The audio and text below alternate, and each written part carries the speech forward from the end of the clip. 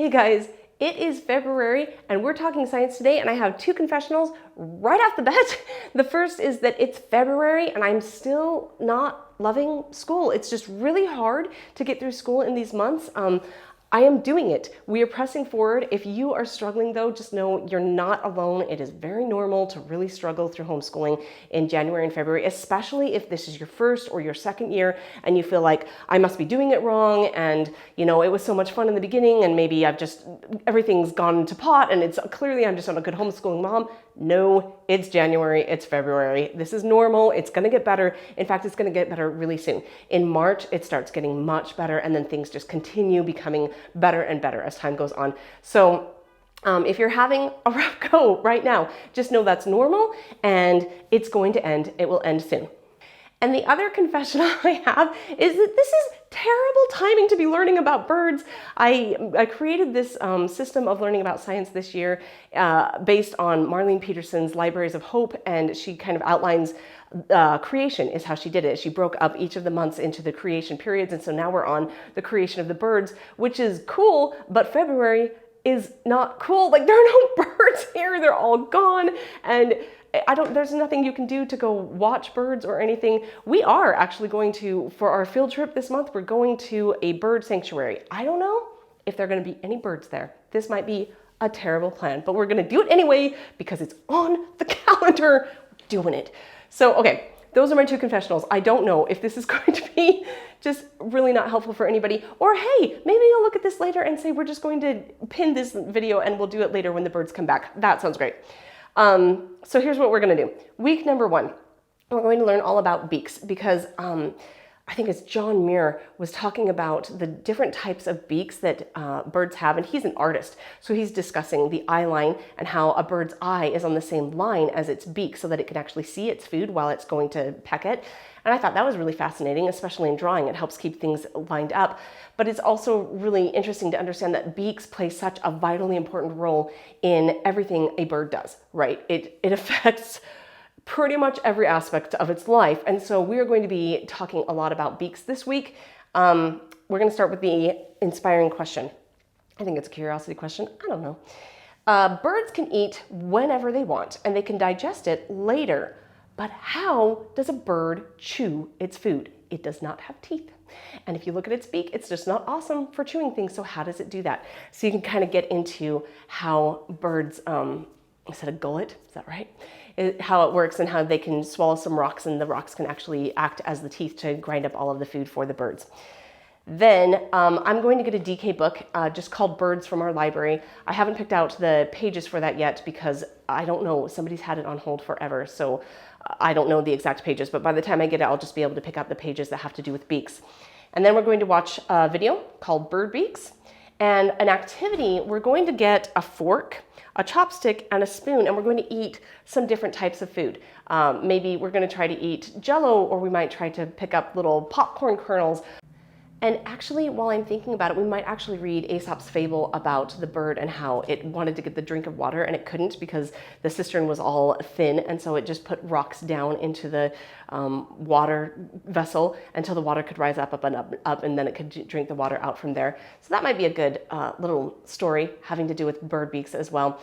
But I think it is interesting to consider how the shape of the beak is really important. Some of them have a bigger bill. Why would they need a bigger bill? Some of them are really short, and some of them are very long so that they can get into little places much more carefully. So I think that's really fascinating, talking about that. Then we're going to move on to week number 2. This one is nests. I actually think that there may be some birds that start making their nests in February around here. So hopefully we'll have something to see. We have had a bird that has made a nest up in our little porch area several times. Like, he makes it multiple times. I shouldn't say this because we keep taking it down because he keeps swooping and trying to attack people who come and visit us. So we take down his nest. He just keeps building it. So I think he's winning. I don't know. The bird is winning, and it's going to be able to keep its nest up there. But there is a question that somebody online asked, and I thought it was pretty funny. They said, why aren't nests covered in poop? And I must say that there are some that are. So it just kind of depends on the bird.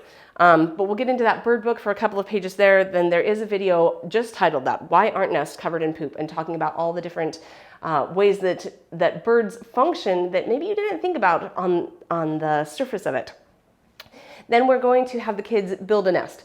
And they can either build a nest with the plethora of sticks that we have all over our yard, or they can build it with stuff around the house. You know, if they wanted to take a blanket and make like a human-sized nest, then that's cool too. But being able to see the dynamics of a nest, how it needs to have that well that things can fit in, and it needs to have kind of the walls around that would protect it, and yet they can't be too high. They have to be able to get up and get out of it. So being able to make that nest will hopefully enable them to see what goes into it. And if they're working with the sticks, you also have to get into the weaving to be able to get the sticks to sort of create that circular pattern. So hopefully they'll have a really good time with that.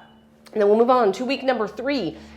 This is talking about bird behavior, which can sometimes be super hilarious. The question is, how do birds communicate with each other? And penguins can jump as high as 9 feet in the air. 9 feet, guys, that's crazy. How high can you jump? And we did like a trick question before, can you jump higher than a mountain? But this is like literal, how high can you jump? We want to see if we can get what their lateral jump is. A couple pages in the bird book. I don't know which pages, apparently we'll find out. And then there's a video called Bird Behaviors, and then we got binoculars for Christmas.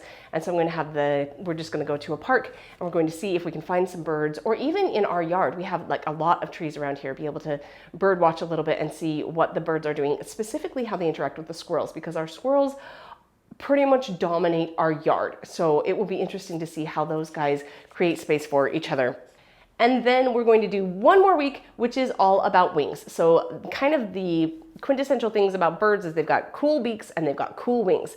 And so the basic question is, how do wings work? And it seems like it's pretty obvious, but I kind of want to get into the Bernoulli effect, which in essence is that you have, if there's an obstacle, this is your wing, and the wind is coming along, it hits that obstacle and it's got to go over and it's got to go under it because it gets split by the wing. And so as the air goes over and as the air goes under, if it is built kind of like that, then the air will go in a rush over it and then meet on the back side. The air will come back together on this side, and then off it goes in a happy little place. If you don't get it quite right, then the air will not come together nicely and it will create turbulence back there. But if you get it right, it will go over and it will combine here and go off and be laminar. It will be very nice. How Bernoulli effect works is that the air on top actually has to go faster in order to meet up at the end. And so by that extra speed, it changes the pressure so that there's lower pressure under and wait, am I saying that backward? There's higher pressure under and there's lower pressure on top. And in essence, the plane is not pushed up, it's sucked up. That the pressure is such that it just gets pulled up into the air, which was really kind of fascinating. You still need that wing to be able to create that dynamic so that it can be pulled up, but I really have always thought that the lift pushes the wing up, but it is as much getting sucked into the air as it is getting pushed into the air. And that's called the Bernoulli effect. So what we're going to do for the activity on that is we have a lot of paper airplane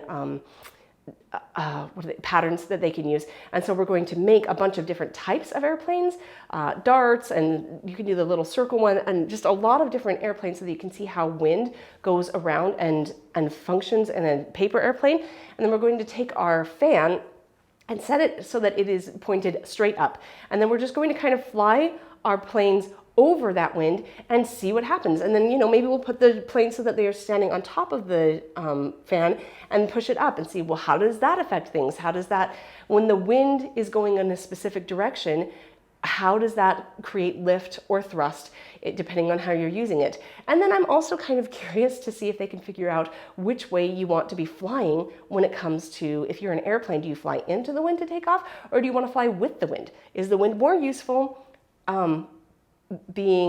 going into it or pushing you, which I imagine you can probably guess, but it's still kind of really, it's a cool activity that they can see. It's not always what you think. The wind isn't providing the thrust or the lift that you would think it would. It's working, but not always in an intuitive way. So that's going to be fun. I actually really look forward to that one.